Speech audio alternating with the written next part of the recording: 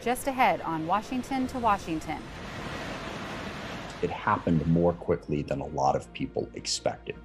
And then, a lot of people wanted to get out. The end of America's longest war leads to the largest resettlement of war refugees since Vietnam. We act almost as that navigator when someone first arrives. The role resettlement agencies and their local offices have in helping welcome the Afghan evacuees. The number one challenge, and I think it's across all the agencies, is housing.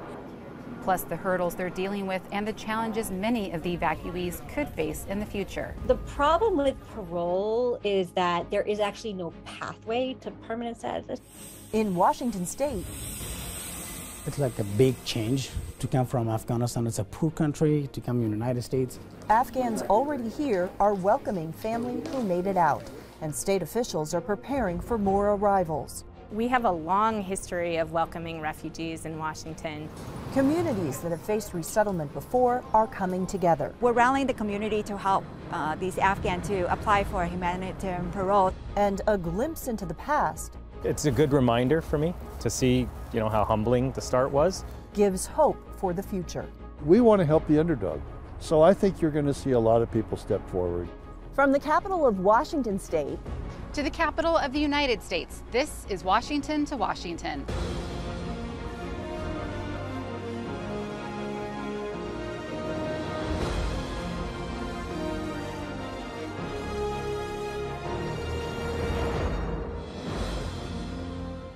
Hello and welcome to Washington to Washington. I'm Jennifer Huntley in Washington state. And I'm Tammy Thuringer in Washington, D.C. Over the last 2 decades, about 100,000 Afghan refugees have been resettled in the United States. Now, after a hasty exit from Afghanistan, the U.S. is looking to resettle about that same number in just about a year. It's time to end America's longest war. It's time for American troops to come home. Last April, President Biden announced the withdrawal of all American troops from Afghanistan. The announcement came shortly before the 20th anniversary of the 9/11 attacks that prompted the U.S. invasion. But within months of President Biden's announcement, the Taliban seized control of the country. Adam Smith, congressman for Washington's 9th District and chair of the House Armed Services Committee, says the rapid decline of the Afghan government led to an urgent and massive civilian evacuation. It happened more quickly than a lot of people expected. And then, a lot of people wanted to get out because the Taliban was a direct threat. Many of these people, their very lives are at stake. The Taliban are brutal and vicious, and there is no due process. And if they feel like you had collaborated with the enemy, your life was in danger. The U.S. evacuation, called Operations Allies Refuge, was the largest airlift in American history. The Department of Defense says at the height of the operation, a military plane departed Kabul's airport every 39 minutes. This photo shows a record 823 passengers packed onto a U.S. military transport plane. A large portion of those airlifted out of the country are being resettled in the United States.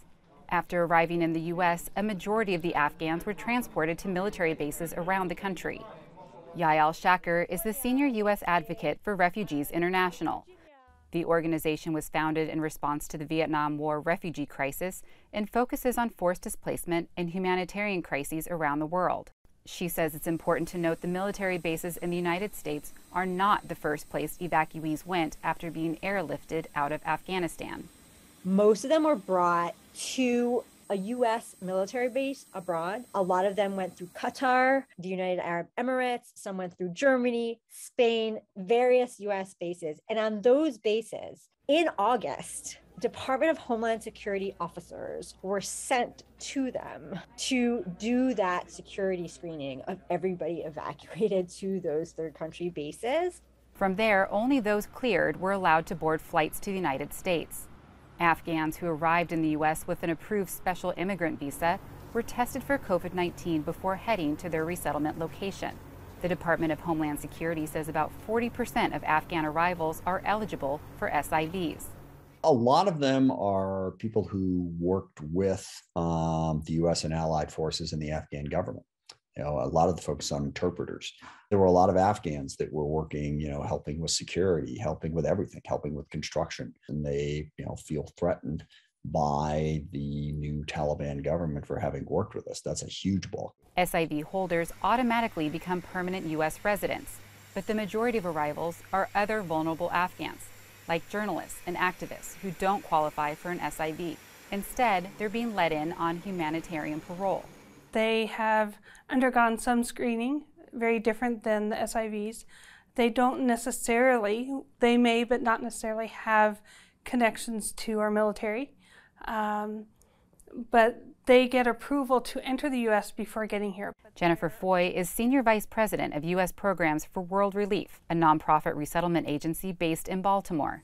Arriving parolees are taken to one of the military bases around the country that are set up to provide temporary housing.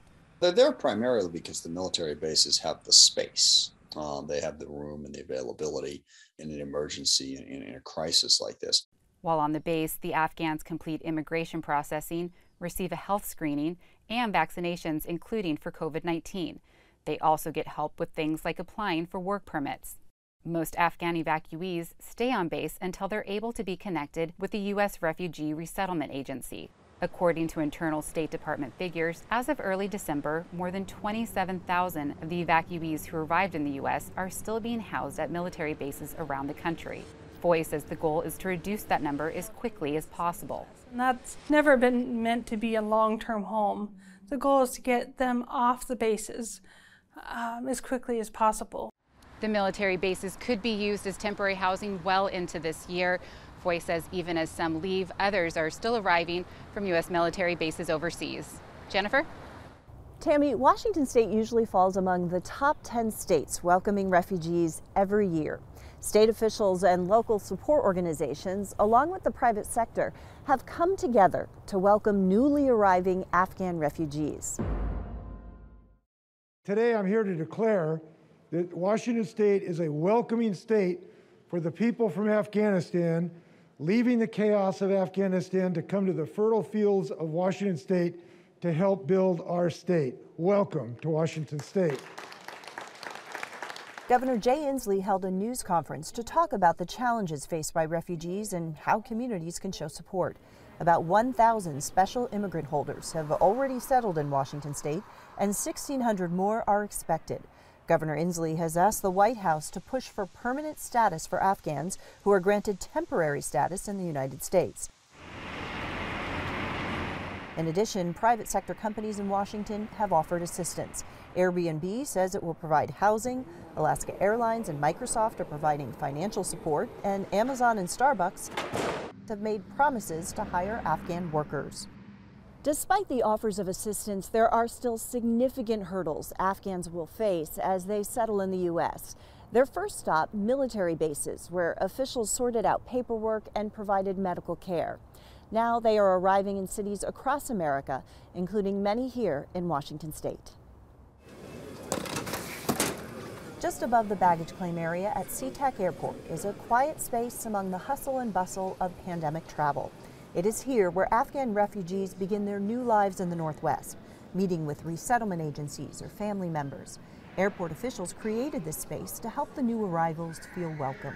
We wanted to work as quickly as possible to meet with resettlement organization and identify how could we support them. Bukta Geyser is the Port of Seattle's Senior Director of Equity, Diversity, and Inclusion. So we have all kinds of really wonderful things here for people. She knows what it's like to be in a new place far from home.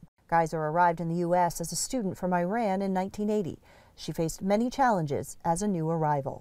In watching the news, in hearing what was happening in Afghanistan, I really related. I could put myself in the shoes of the people of Afghanistan and what they were experiencing and what it would be like for the people who've experienced trauma and political challenges and fear and so many other issues to be arriving to this country, not knowing what to expect. I've been in refugee resettlement now for over 20 years. Sarah Peterson is the refugee coordinator for Washington State. She helps connect refugees to resettlement agencies and other resources. Her goal is to help them find housing, jobs, and a community.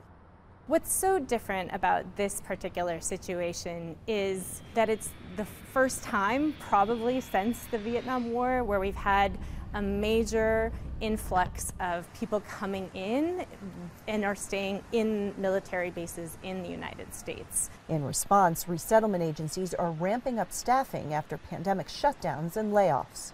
Resettlement agencies are having a hard time hiring staff and getting prepared, so our objective is really to help see about providing support and capacity and helping to take off some of those jobs that are hard to do.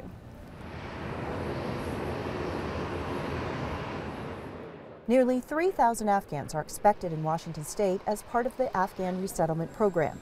Refugees started arriving in August, shortly after the Taliban began taking over cities and towns throughout the country. Some of the biggest challenges are the lack of clear information from our federal partners.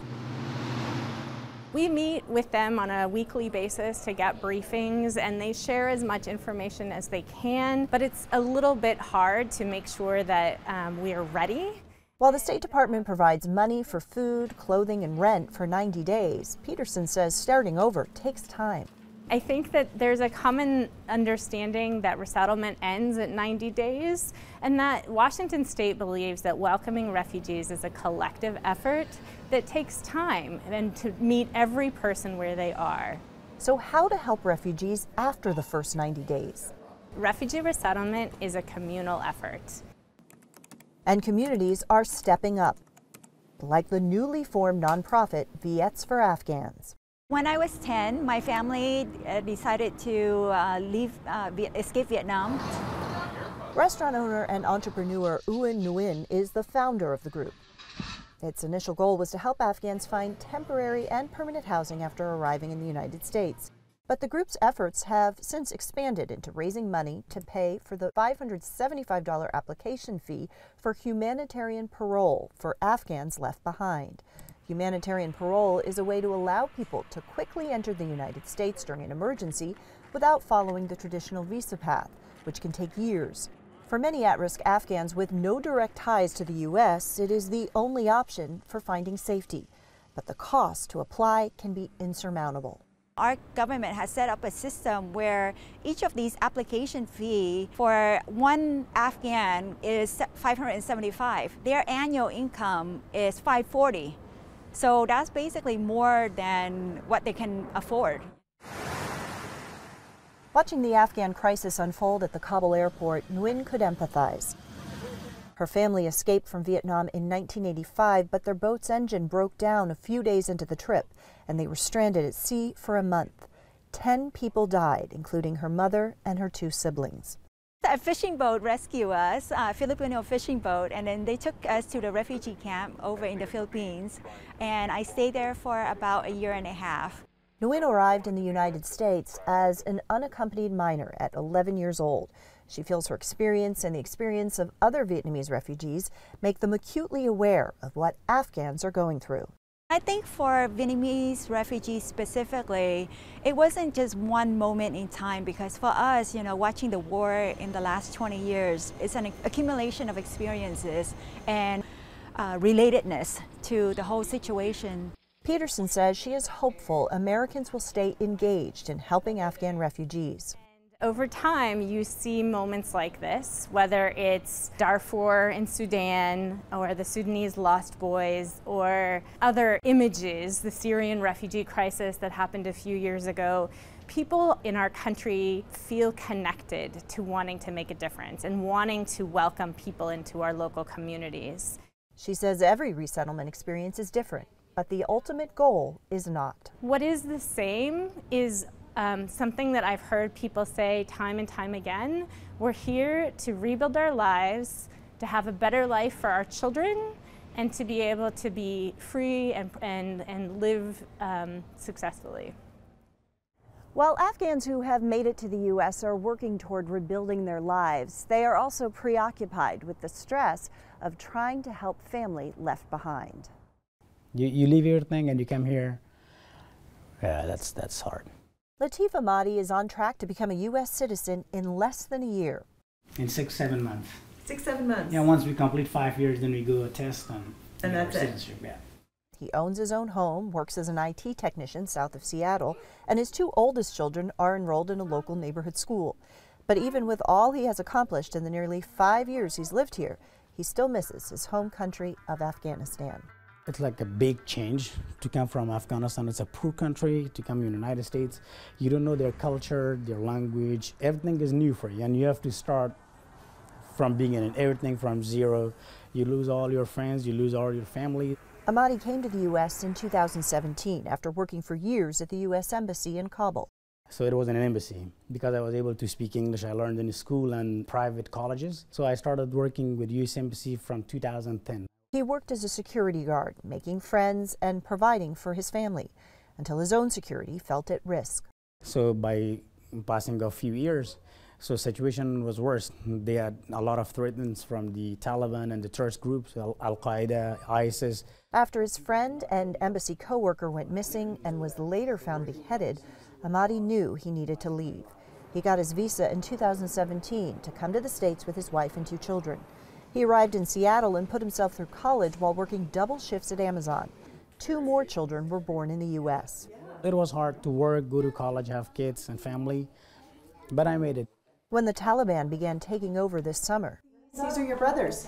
Yes, I have, we are 7 brothers and 3 sisters. Ahmadi's thoughts were with his 9 siblings and parents, still in the country. His brother and sister both had visas, having worked for the U.S. So when the Taliban was taking over state by state, my brother and sister, they had their visa and they were waiting. I told them, do not wait. Just move, take the ticket, buy a ticket, and you have to come as fast as you can. They got out right before the Taliban took over Kabul. Ahmadi's brother's family stayed with him for the first month and a half.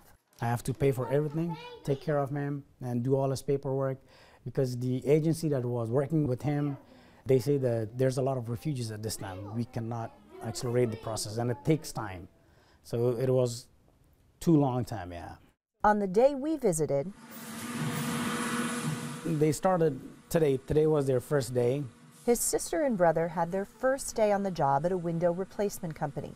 His brother Ahmad spoke with us in his native Dari about the drastic life changes he's endured over just a few short months. احساس خوب نمی‌کردیم دیگه. احساس افغانستان گرفت دیگه. ما مجبور شدیم که خانه ما را، جای ما را، وظیفه ما را، کل کار ما را اعلام کردیم. آمدیم اینجا دیگه. چون اگه اونجا می بودیم ما زندگی کردن نمیتونستیم، به خاطر که کسایی که بود که امریکایی‌ها کس کار کرده بود، وظیفه کرده بود و زندگیشان در خطر بود. به همین خاطر دیگه ما خواستیم آمدیم. Both brothers owned homes in Kabul. Ahmad was a mechanic and owned his own company. چون مشکلات ها زیاد است، ما نابلد هستیم. به خاطر تا که بلد میشیم راه و کار و وظیفه ما را باید از ما را کمک، به خاطر کرای خانه ما را بده، مشکلات های ضروری ما را، مشکلات ما را حل کرده. تا حد مثال زیاد نکرده. به خاطر ما را گفت کرای خانه 6 ماه، اوجا ما را گفت تا 6 ماه را ما کرای خانه به شما میتیم تا کار. While helping to get his brother and sister settled in the U.S., Ahmadi is also sending money back to family in Afghanistan. Every Afghan, they have to send for their whole family. So they work here, they have to work harder now. If they work 8-hour shift, they have to work double shift to pay for their families. He worries about all of his family members left behind, but especially for one of his brothers who is in the Afghan military and is in hiding for fighting the Taliban.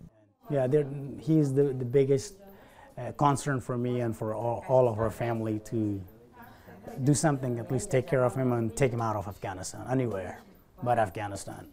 Despite the concerns back home and a 20-year war that ended with the Taliban back in charge, Ahmadi says those who made it out are grateful. All Afghans that they are here as immigrants, they appreciate the United States people and the government for this opportunity that they gave us, and we save our families. I'm very happy for that, and I hope a good future, a better future for my kids. I do my best to give them a better future, yeah. Ahmadi says a challenge he's noticed in helping his brother and sister is that the process is very slow at this time to get families settled in housing and start working. He says relief agencies are overburdened and looking to family members already in the country to support new families arriving. Tammy? Thanks, Jennifer. The resettlement agencies working with the Afghan evacuees are doing everything they can to help get them settled into communities across the country. Still ahead, we'll look at some of the challenges they face as Operation Allies Welcome continues.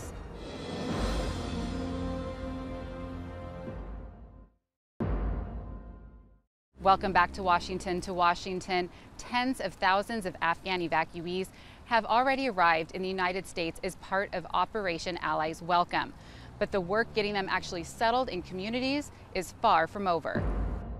Washington's always been seen as a very welcoming place. Seattle has a long history of receiving refugees, starting with the Vietnamese.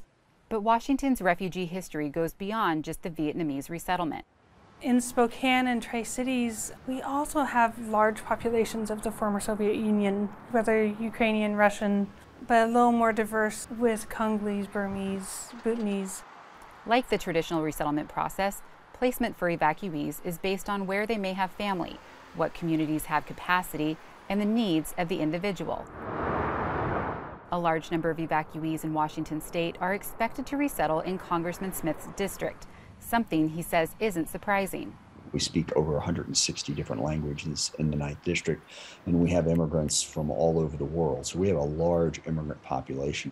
Many of the humanitarian parolees living in the temporary military base housing have finished the required screenings and health requirements, but it's taking time to connect them with the resettlement agency.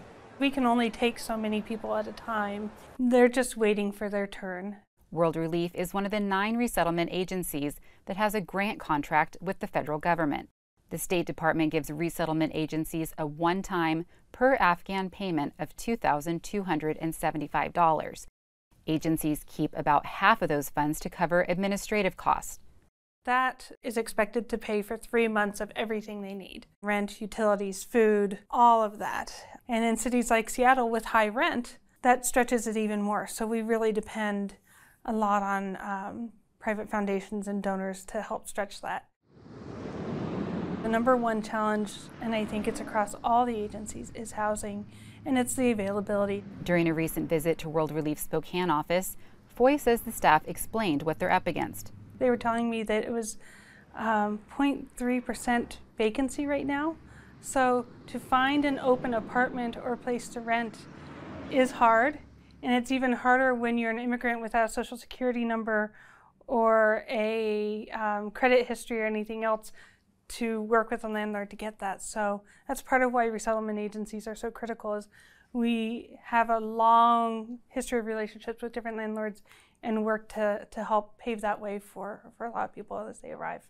Foy says it will likely be the end of the year before all of the Afghan evacuees make it through an agency's resettlement process. But there are other options. In October, the Biden administration announced a new program aimed at helping the strained resettlement system. The program allows groups of individuals to form sponsor circles and manage the tasks traditionally done by resettlement offices. So far, Congress has approved more than $13 billion to help the Afghan evacuees. The money has been spread out among agencies and departments across the federal government, but it's going to take more than money to get them settled. Congress is also working to help the Afghan evacuees, specifically those let in on humanitarian parole. We didn't use refugee resettlement for Afghans and instead relied on humanitarian parole, mostly because we were in a rush to get people out because of the evacuation. The status helped get vulnerable Afghans into the U.S., but Shacker says it also comes with its own set of problems.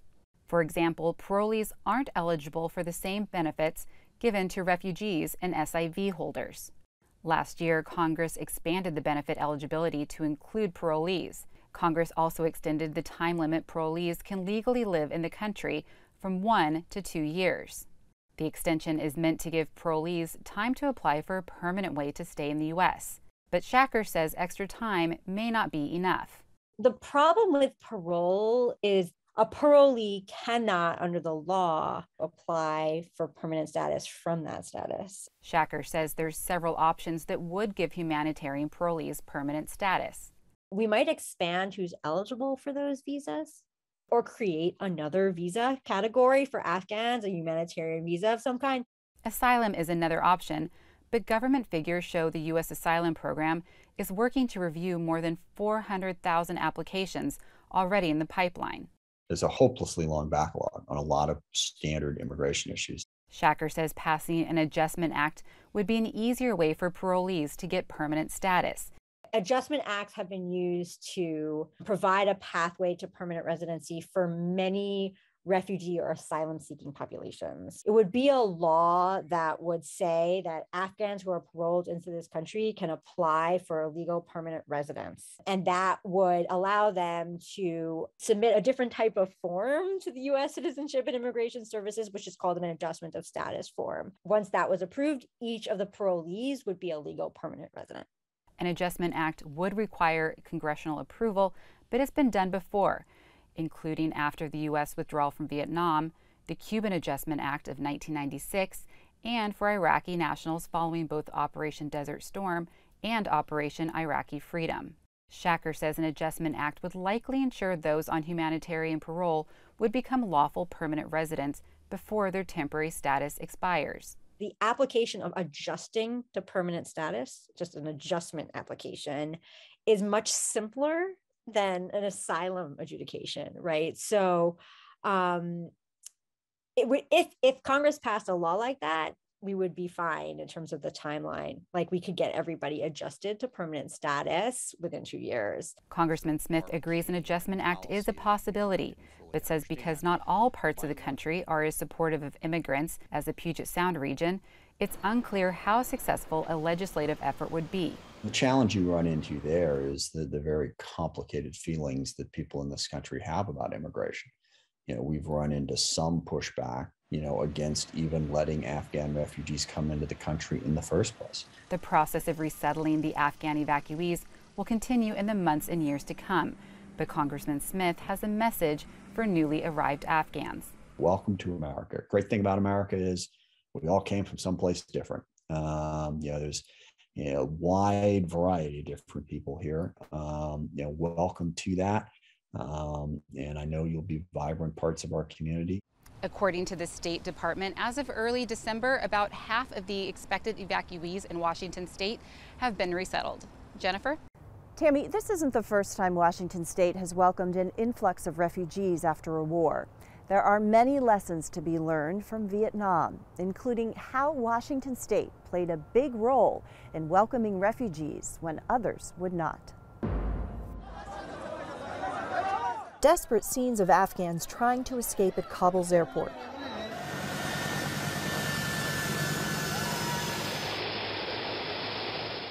Reminiscent of the end of the Vietnam War more than 45 years ago.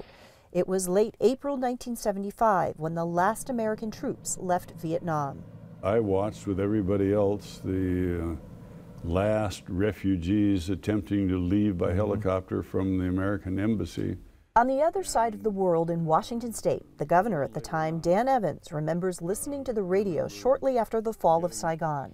They were talking about Vietnam refugees, and Governor Brown of California saying, we don't need or want any of those refugees until we handle all of the problems of unemployment in our state. We don't need more of that kind of problem. And I thought to myself, that is horrible. It was very controversial.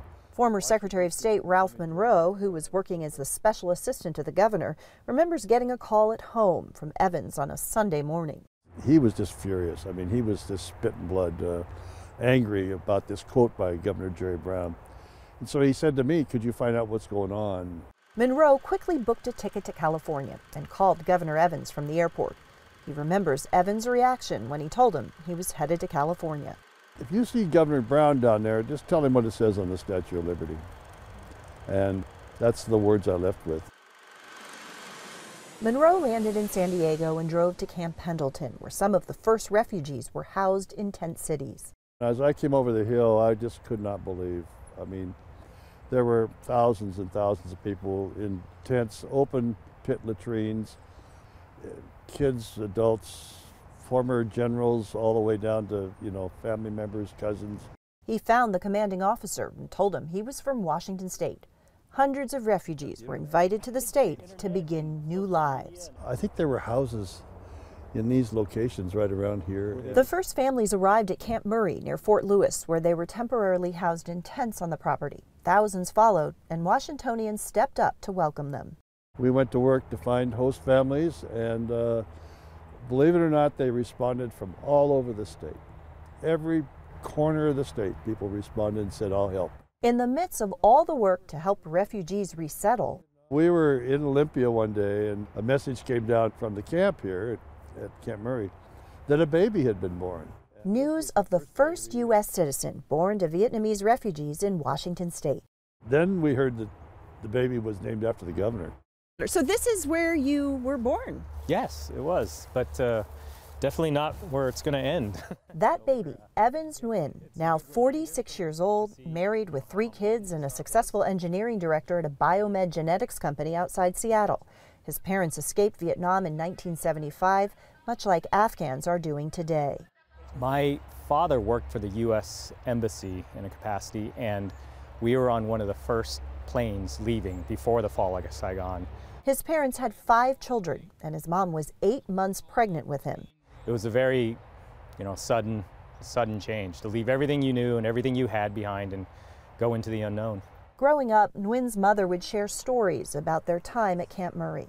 I believe when we were here, the weather was really hard for my parents, especially my mom. And she was not only pregnant with me, but my sister was 1 year older than me at the time, so she was only 1. My mom and another lady would stay in the latrines at night because it was actually warmer than anywhere else. The family settled in Renton, and Nguyen's father worked the night shift at a canning factory, 12 hours a day, 7 days a week. His mother worked sewing curtains.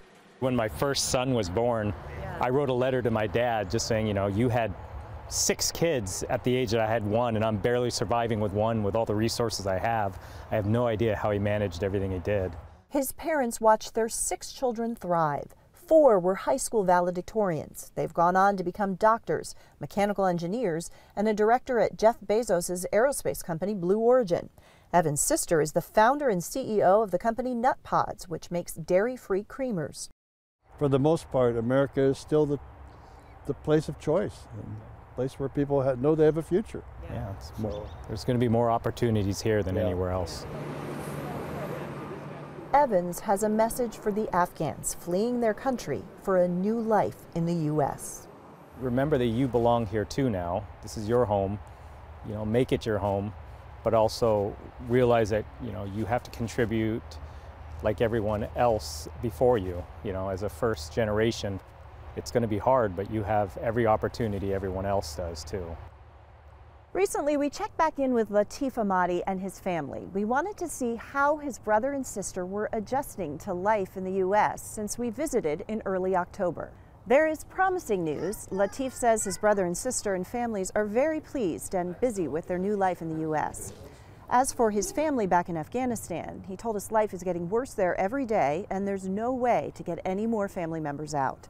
He says recently the Taliban began searching house by house at night and arresting military and government employees.